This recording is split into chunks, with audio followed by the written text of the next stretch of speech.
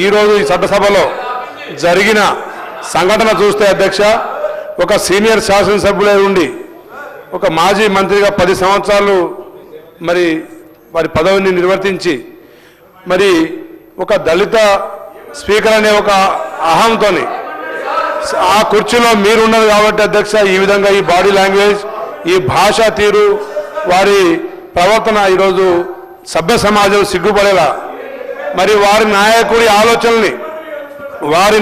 ఆలోచనల్ని కూడా ప్రవర్తించేది మరి పరివర్తనం చేసేలాగా ఈరోజు మరి చట్టసభలో వారి భాష ఇది చాలా అవమానకరంగా మేము సభ్యులందరం భావిస్తున్నాం అధ్యక్ష.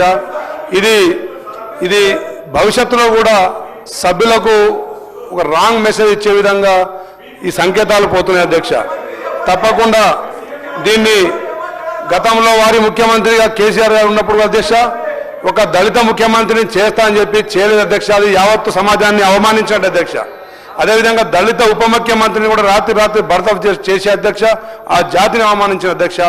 బాబాసాహెబ్ అంబేద్కర్ ప్రపంచ మేధావి, రాజ్యాంగ నిర్మాత, మరి జయంతి ఉత్సవాలు కానీ మరి ఎప్పుడు నిర్వహించలేదు అధ్యక్ష. మరి ఇది వాళ్ళ నాయకుడు, ఇది వారి డిఎన్ఏలోనే దళితుల మీద వివక్ష, దళిత గిరిజనుల మీద వివక్ష ఉంది అధ్యక్ష. తప్పకుండా మీరు ప్రజలకు మనోధైర్యం కల్పించేలా, సభ్యులకు మనోధైర్యాన్ని కల్పించేలా, సభా మర్యాదలు కాపాడేలా చర్యలు తీసుకోవాలని చెప్పి మేము డిమాండ్ చేస్తున్నాం అధ్యక్ష.